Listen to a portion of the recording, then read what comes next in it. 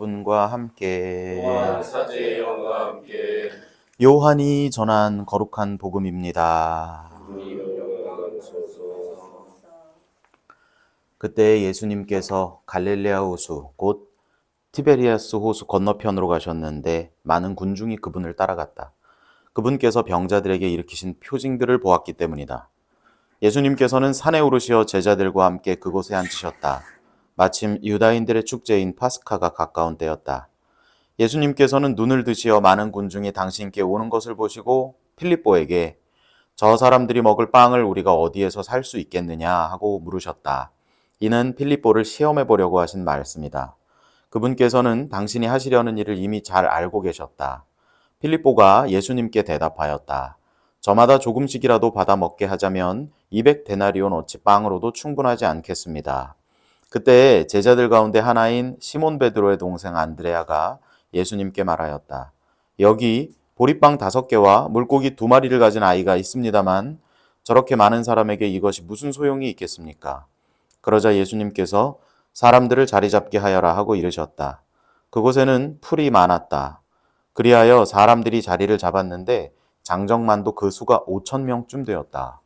예수님께서는 빵을 손에 들고 감사를 드리신 다음 자리를 잡은 이들에게 나누어 주셨다. 물고기도 그렇게 하시어 사람들이 원하는 대로 주셨다. 그들이 배불리 먹은 다음에 예수님께서는 제자들에게 버려지는 것이 없도록 남은 조각을 모아라 하고 말씀하셨다. 그래서 그들이 모았더니 사람들이 보리빵 5개를 먹고 남긴 조각으로 12광주리가 가득 찼다. 사람들은 예수님께서 일으키신 표징을 보고 이분은 정말 세상에 오시기로 되어 있는 그 예언자시다 하고 말하였다. 예수님께서는 그들이 와서 당신을 억지로 모셔다가 임금으로 삼으려 한다는 것을 아시고 혼자서 다시 산으로 물러가셨다. 주님의 말씀입니다. 그리스도님 참여합니다. 참 예수님, 예수님 네, 오늘 우리는 아타나시오 주교 학자 기념일 맞이했습니다. 오늘 주님께서 이 복음을 통해서 우리에게 알려주시는 당신의 능력, 드라마틱한 변화 이런 것들 우리가 잘 알아들을 수 있으면 좋겠습니다. 여기 이 메일미사책 이 32쪽 여기 보시면 알렉산드리아에서 태어나서 활동하셨다고 되어 있습니다. 그리고 아타나시오 성인이 그 2번째 줄 보면 아리우스파에 맞서 싸우다가 여러 차례 유배를 당하는 등 여러 어려움을 겪었다 하는 내용이 있죠. 아리우스가 뭔지 알아야 되잖아요. 아리우스는 뭘까요? 아리우스 이단은 나중에 이제 이단으로 판명이 났으니까 아리우스 이단은 그 아리우스라고 하는 사람에게서 시작된 건데 무슨 얘기를 하냐면 이게 지극히 이성적으로 생각을 했던 것 같아요. 하느님하고 예수님은 다르다.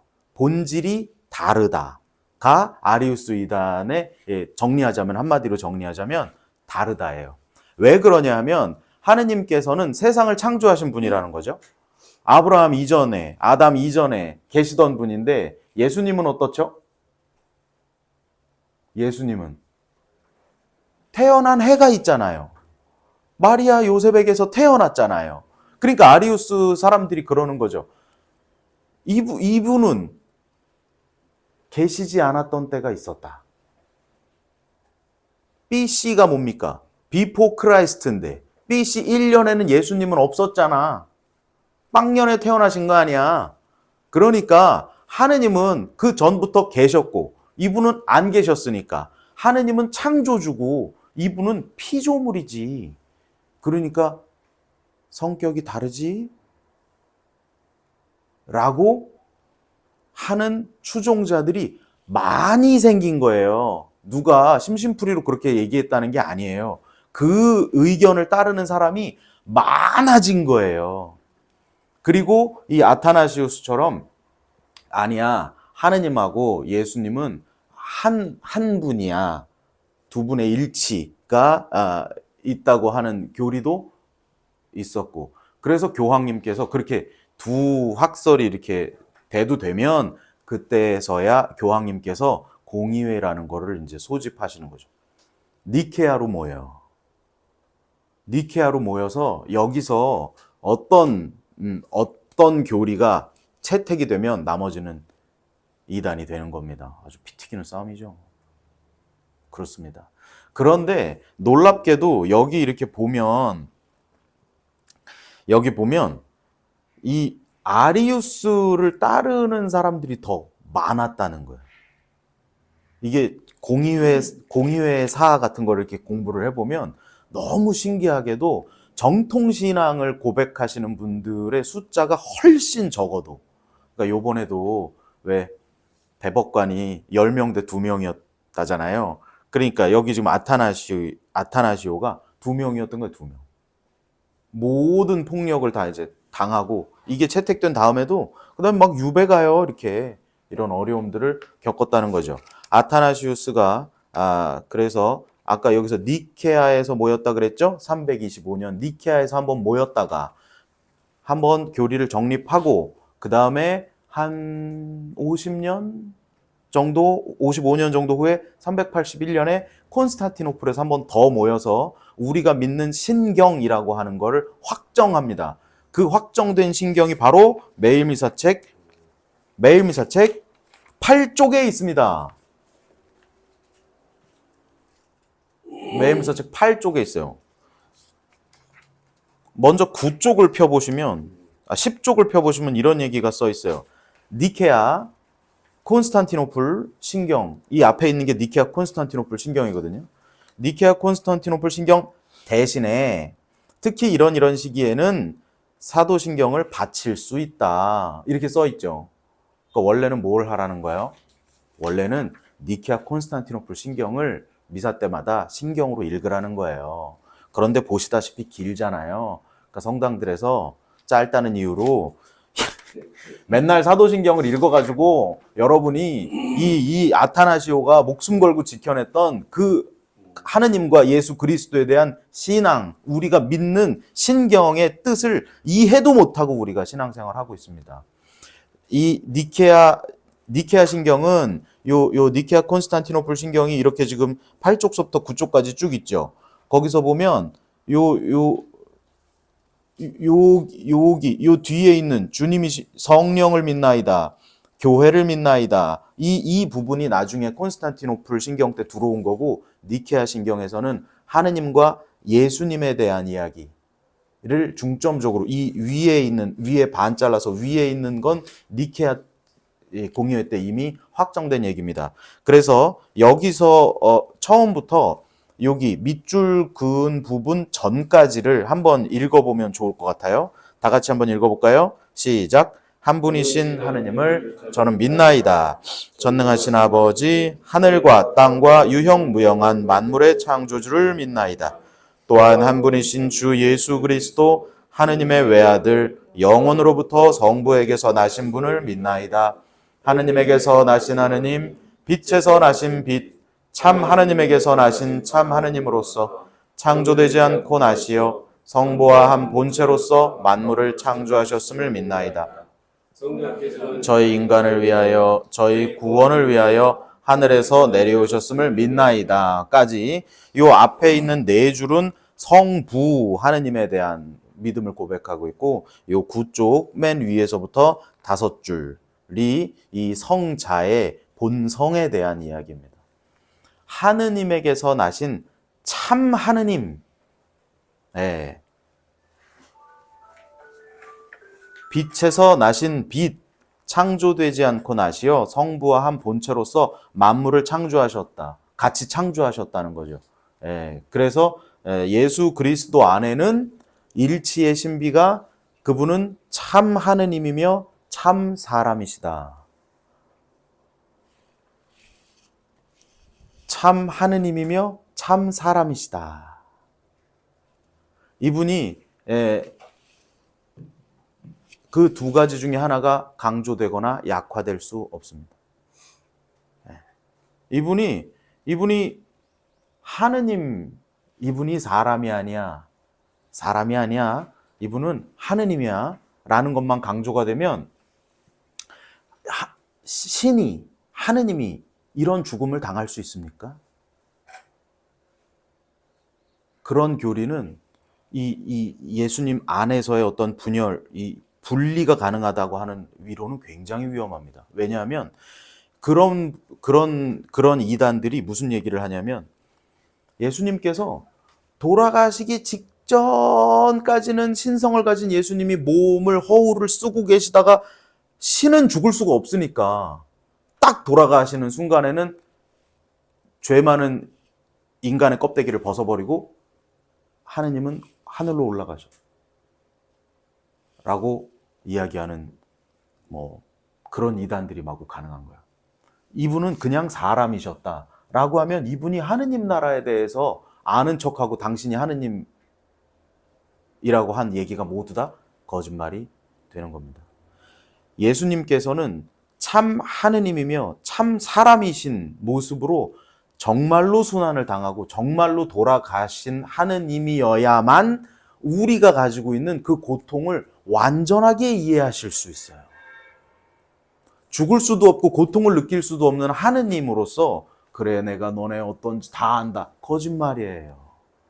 그래서 오늘 아타나시오가 이런 신앙을 고백하면서 오늘 복음 말씀에서도 함께 느끼는 바는 아타나시오 성인이 느꼈던 그 막막함을 한번 느껴봤으면 좋겠습니다. 나는 정통교리를 수호하는데 아리우스 이단의 힘이 훨씬 셀 때 난 어떻게 해야 되나? 그 오늘 복음 말씀에서도 말이죠. 굉장히 큰 벽이 느껴져요. 만약에 지금 여기 보면 사람들이 이 예수님께서 군중이 막 예수님을 따라가고 있는데 그분이 병자들을 고치는 표징들을 봤기 때문에 사람들이 따라왔다라고 얘기하고 있어요. 그런데 따라온 사람들이 그러니까 병자들을 데리고 왔겠어요? 안 데리고 왔겠어요? 걸을 수 있으면 데리고 왔겠죠. 걸을 수 있으면 데리고 왔겠죠. 그런데 장정만도 5천 명이라 그랬어요. 그러면 이게 지금 몇 명쯤 모인 것 같으세요? 그렇죠. 왜냐하면 병자들을 데리고 온 사람의 누구의 장정만 온 게 아니에요. 장정 옆에 아프신 분들도 있고 궁금하신 분들도 있고 어떤 분들도 있고 어떤 분들 그런 있는 거예요. 산으로 올라갔어요. 주변에 가게 없어요. 그리고는 예수님께서 놀라운 능력을 가진 분이라는 걸 이 사람들이 어떤 사람은 믿고 어떤 사람은 구경하려고 예수님만 보고 있는 거죠. 지금 이렇게 밥대가 됐어요. 이 스토리의 주인공은 예수님이 아니에요. 제자들의 눈으로 봤을 때 느껴지는 벽을 느껴봐야 돼요. 제자들은 막막한 거죠. 환장하는 거예요, 지금. 사람들이 나만 보고 있어. 예수님만 보고 있어. 2만 명, 여기 2만 명이 모여가지고 예수님만 이렇게 보고 있어요. 그래서 예수님한테 찾아가잖아요, 필리포가. 필리포한테 예수님 물어보니까 큰일 났습니다. 저들을 얼른 돌려보내야 되겠습니다. 우리 힘으로 이 일을 할 수 없을 것 같습니다. 200데나리온어치 빵으로도 안 될 것 같습니다. 한 데나리온은 한 사람의 하루 품삯입니다. 그러면 여러분 휴일 빼고 1년 한 200일 정도 일하시잖아요. 이게 지금 얼마란 얘기예요? 200데나리온이 최소한 2천만 원에서 3천만 원 정도 되는 돈이겠죠? 그러니까 예수님한테 찾아가서 예수님 빵을 3천만 원어치 사도 안 될 것 같습니다. 이거는 얼마나 큰 벽인지 느껴지시죠? 3천만 원짜리 빵을 어디 가서 삽니까? 살 수도 없고 우리가 살 능력도 안 되고 예수님 포기해야 됩니다. 돌려보내야 됩니다. 이 일은 내 능력으로 할 수 없습니다. 근데 정답을 알고 계신 예수님은 이제 저쪽에 계시고 제자들이 막 머리를 짜고 있는 거예요. 그리고 나서 안드레아가 등장합니다. 예수님 여기 빵 5개랑 물고기 2마리가 있기는 한데요. 내 입에 풀칠하기도 바쁩니다. 이건 나 혼자 먹기도 부족합니다. 이거 갖고 무슨 일을 하겠습니까? 하고 지금 말하고 있는 거예요. 저 거대한 세력에 맞선 나는 너무너무나 쪼꼬매 보입니다. 너무 아무 일도 할 수 없어 보입니다. 주님 포기하시지요. 라고 말하고 있습니다. 그런데 사실은 신앙인들은 늘 그런 도전을 요구받는 것 같아요. 성경에 나오는 모든 인물들, 예언자들, 주님의 뜻을 일했던 사람들은 다 비슷한 공통점이 있어요. 사람들이 다 저 사람 미쳤나 봐 하는데도 노아는 산 위에다가 방주를 만듭니다. 아무도 도와주지 않아도 방주를 만들어요. 모세에게 사람들이 저 사람 미쳤나 봐, 이집트 살만한데 왜 저래 해도 모세는 끌고 나갑니다. 그리고 홍해를 가르지요. 예리코 성 앞에 섰던 백성들이 저 사람들을 보고 오니까 정찰대가 뭐라 그러냐면 절대로 저 성이 함락이 안 됩니다. 내가 스스로를 봐도 그런데 저 사람들이 나를 보기에 메뚜기처럼 보였을 겁니다. 그 사람들을 함락할 수 없다는 거죠. 그런데 거기서 여호수아는 궤를 가지고 7바퀴를 도는 힘, 아무도 이겨낼 수 없었던 골리앗 앞에서 다윗이 조약돌 5개를 짚는 힘, 예언자 엘리야가 하느님한테 따져요. 하느님, 아합이랑 이제벨이 당신 예언자 다 죽여버렸습니다. 예언자라고는 나 혼자 남았습니다. 바알 예언자 450명 있습니다. 어떻게 이기라는 겁니까?